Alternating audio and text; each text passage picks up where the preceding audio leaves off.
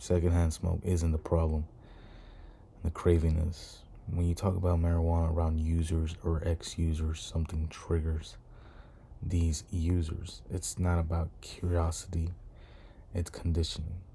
And when the brain hears the word, the smell, the memory, the ritual inside their head, their dopamine starts knocking on the door. And why? I don't know. I really don't know. And it must be for novelty when the memory starts thinking about how good it was whenever you were doing it. And they suddenly get defensive and joke about it and justify it and say it's not that serious. And then later on, they're thinking about doing it, right? Because addiction doesn't want to be exposed. But because, for me, it's like I don't want to expose myself that I have an addiction. I feel that internally with other people that I don't know that well, and especially on the internet. But you also have that feeling, I'm pretty sure, where you don't want to be exposed for having this addiction. But marijuana users crave it when you talk about weed because their identity is still tied to it. And their nervous system remembers the escape. They remember the feeling of being high. A disciplined man can hear weed and feel nothing.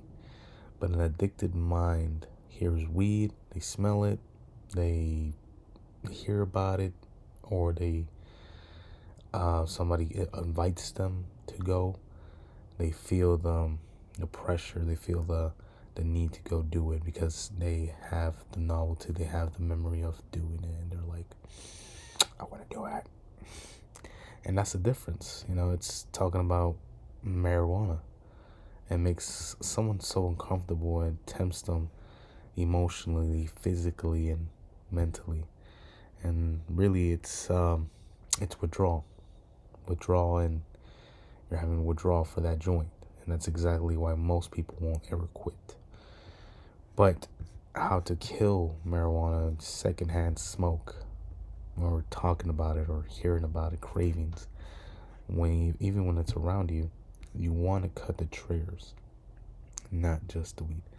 Cravings don't come from smoke, they come from association. A solution you could do is stop talking about weed casually, okay, and stop hanging out with people who romanticize it and that they do it. Okay, so stop consuming content that also normalizes it. Feeds the habit, your discipline will always be on defense. And you don't heal in the same environment that trained the addiction.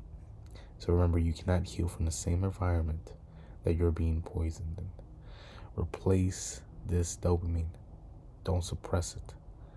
Weed worked because it gave something: relief, silence, comfort, escape. Some solution replacements you can do is intense workouts. You can do cold showers. You can do deep work sessions, 2 to 4 hours. This is my deep work session right here.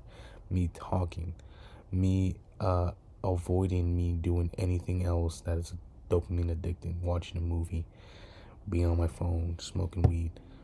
I'm doing something productive, beneficial for society. I'm doing something that will help me ease my mind. And low stimulation creates cravings, and high purpose kills them. So do something that's beneficial for you. And another thing, you want to train the nervous system. You can stay still for like 10-15 minutes and not do anything. You won't die. You won't get hit by something, right? You're gonna be okay. But if you just don't try, you're not gonna really feel yourself. You need to journal the urge instead of fighting it. You want to sit in discomfort, and weed loses the power when you sit in discomfort, when you sit it out. When you start talking to yourself in here and telling yourself you don't need it, you'll be all right, okay? And this is when you build a new identity. You don't quit weed. You become someone who doesn't need it. And I want you to build a new identity. This is non-negotiable. You don't quit weed. You become someone who doesn't need it. I don't use substances to regulate my emotions. I face stress directly and I don't escape. My body is my temple, not a dumping ground. And if you still see yourself as someone who's trying to quit, you will relapse. You start thinking of yourself as someone who's trying to quit, who's an active user, you will relapse. You will keep going. But you need to identify yourself as someone who doesn't do that anymore. Now, another thing is, when the craving hits, I want you to move immediately. Okay, cravings last 10 to 20 minutes. In those 10, 20 minutes, you still want to do it. You still want to do it. And if the thought hits, move your body. Okay, go do some push-ups, walk, stretch, shadow box, go for a drive. Go on vacation now, if you have the money for it. Do something, just get away from the craving.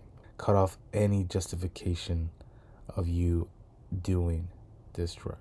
Listen closely to how addicts talk, all right? It helps me sleep.